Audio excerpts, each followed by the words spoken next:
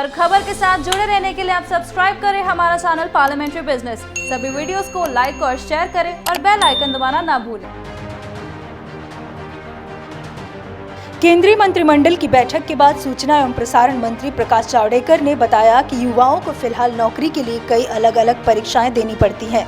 ऐसी परीक्षाओं के लिए भी लगभग 20 भर्ती एजेंसियां हैं और परीक्षा देने के लिए अभ्यर्थियों को दूसरे स्थानों पर भी जाना पड़ता है।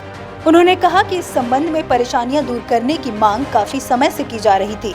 इसे देखते हुए मंत्रिमंडल ने कॉमन एलिजिबिलिटी टेस्ट लेने के लिए नेशनल रिक्रूटमेंट एजेंसी के गठन का निर्णय किया है। प्राप्त जानकारी के अनुसार शुरू में इसके दायरे में रेलवे भर्ती परीक्षा, बैंकों की भर्ती परीक्षा और कर्मचारी चयन आयोग आएंगे और इस परीक्षा में हासिल स्कोर 3 साल तक मान्य होंगे। इस दौरान उम्मीदवार अपनी योग्यता और पसंद के आधार पर विभिन्न क्षेत्रों में नौकरियों के लिए आवेदन कर सकते हैं। केंद्रीय मंत्री जितेंद्र सिंह ने बैठक के बाद कहा, सीईटी के लिए राष्ट्रीय भर्ती एजेंसी का गठन स्वतंत्र भारत के इतिहास में ऐतिहासिक सुधारों में से एक है।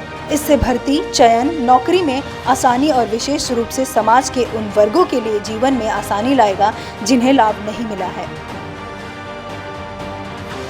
युवा होते हैं, उनको बहुत परीक्षाएं देनी पड़ती है और उनको लगभग 20 रिक्रूटमेंट एजेंसीज है। तो कोई 4-5 में अगर परीक्षाएं देता है तो उतनी परीक्षा, उतनी जगह जाना, ये सब समाप्त करने के लिए एक ऐतिहासिक फैसले में नेशनल रिक्रूटमेंट एजेंसी,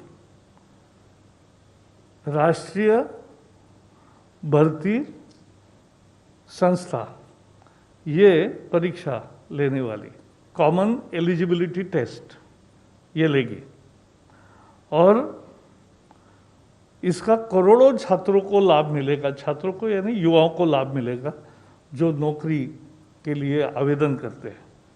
इसके बारे में विस्तार से जानकारी देने के लिए हमारे साथी जितेंद्र सिंह जी आए हैं, लेकिन मैं इतना ही कहूँगा कि ये मांग थी पूरे युवा पीढ़ी की सालों से, लेकिन नहीं हो रहा था। लेकिन इस एक निर्णय से, नेशनल रिक्रूटमेंट एजेंसी से एक परीक्षा, उससे उनकी तकलीफ भी दूर होगी, उनका पैसा भी बचेगा और मानसिक स्वास्थ्य भी ठीक रहेगा। बहुत दौड़ धूप नहीं होगी और एक ही परीक्षा से उनको आगे जाने का मौका मिलेगा। प्रिविलेज्ड स्ट्रेटा और लोअर इकोनॉमिक स्ट्रेटा, जैसा कि बताया गया कि सारा साल जब सिलेक्शन के इम्तहान होते रहें और सेंटर अलग अलग रहें, तो इस इंट्रोजीनस देश में ये संभव नहीं रहता कि हर उम्मीदवार हर जगह अपने आप को उपस्थित कर पाए। एक इम्तहान नागपुर में, एक जबलपुर में, कलकत्ता में, तो वो बेचारा फिर चॉइस बनाता है कि वहाँ जाएं, वहाँ नहीं जाएं, और उसके माता पिता भी उसी तरह से they have to make a compromise. दूसरा वर्ग होता है जो दूर दराज के क्षेत्रों में रहते हैं, पूर्वोत्तर में, जो पहाड़ी राज्यों में, for the reasons of travel, for reasons of accessibility and sometimes also the reasons of clash of dates, वो भी अपने आप को वंचित कर देता है, which is in fact also in a way depriving him of his right to try his luck. और तीसरा वर्ग जो हमारी महिला कैंडिडेट्स हैं, this has been our personal observation that many of the girl candidates they forsake a selection test or a selection process simply because they have to travel to a different city where there's might be having some constraints of arrangement to stay, or they may not have a family member who can reliably escort them. तो parents ही कहते हैं कि बेटे रहने दो। तो उस सारी बातों को मद्देनज़र रख के, क्योंकि आपने इसके एडमिनिस्ट्रेटिव पहलू देखे, मैं इसके थोड़े से सामाजिक पहलू की दृष्टि से बात कर रहा हूँ। ये it will be A saving on the state exchequer, it will be saving on the personal cost, and it will be a huge convenience. So in other words, it is a combination of convenience and cost effectiveness. और जो 20 भारत सरकार की agencies हैं, उसमें अभी हमने प्रारंभ में 3 एजेंसीज़ को शामिल किया, आगे जाके बाकी भी होंगी। इन सब के अलग अलग चरण में टेस्ट होते हैं। लेकिन जो पहला रहता है, विच इज़ मोर और less an elementary test, which is also known as a preliminary test, is by and large of a very common denomination and a general denomination, it's not a specialised test. तो जब एक merit list बन जाती है common eligibility test के आधार पर, that can be of utility to any of the agencies which can carry forward its recruitment process. जैसे आपके ध्यान में होगा, हालांकि वो इस बात के साथ तो नहीं है, लेकिन we have the experience of NEET, common test for medical colleges, though that is for admission, this is for job placement, but that was also brought in by the Modi government. इसी तरह से पहले AIEEE होता था, वो IIT JEE है, और उस लिस्ट को सभी उपयोग में लाते हैं। वो लिस्ट केवल 1 साल वैलिड रहती है, 3 साल वैलिड रहेगी।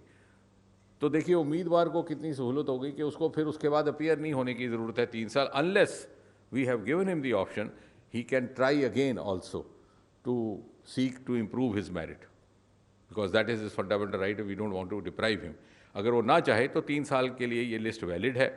अब मान लीजिए बैंकिंग सेक्टर है, उसने जब अपना सिलेक्शन प्रोसेस शुरू करना है तो सामान्यतः जो वो प्रीलिमिनरी टेस्ट होता है वो नहीं करेंगे।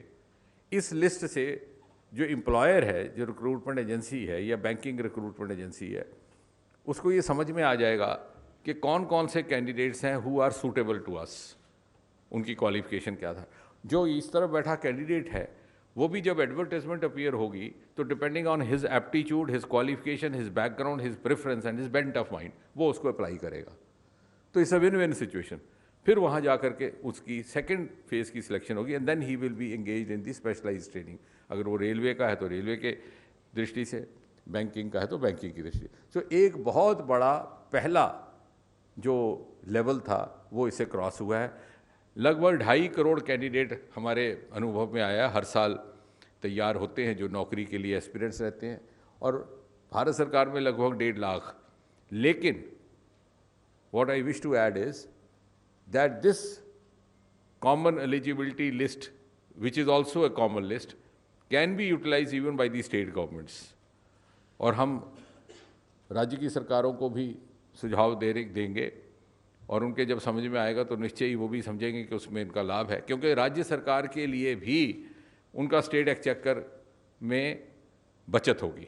सो in fact this is in keeping with the cooperative federalism. We are in fact facilitating even the selection processes undertaken by the individual state governments. उनका स्टेट एक्सचेकर बचेगा, उनकी व्यवस्था बचेगी, एक चरण उनका क्रॉस हो गया। और इसी तरह आगे चल करके मेरी कल्पना ये है कि प्राइवेट सेक्टर भी इसको उपयोग में ला सकता है, जैसे कि अब हमने देखा एडमिशन्स के सिलसिले में हमारी दूसरी लिस्ट को लाया जाता है। इसमें 1 साल के अंदर 2 होंगे इस प्रकार के टेस्ट, जो बात छूट गई थी वो आपके ध्यान में रहे।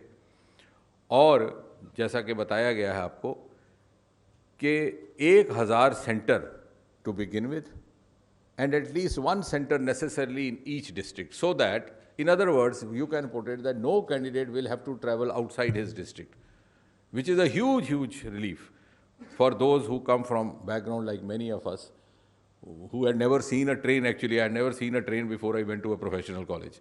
तो आप अनुमान लगाइए कि कैसा मुश्किल होगा उन बच्चों के लिए। तो सिर्फ अपने ज़िला हेडक्वार्टर और जहाँ जहाँ जनसंख्या अधिक होगी तो ज़िला में 1 से अधिक भी ये इस प्रकार के हो सकते हैं। और इसके अलावा एज रिलैक्सेशन में और जो बाकी सुविधाएं हैं उसमें कोई अंतर नहीं है। The age bar he can try as many times as he wants till his age permits.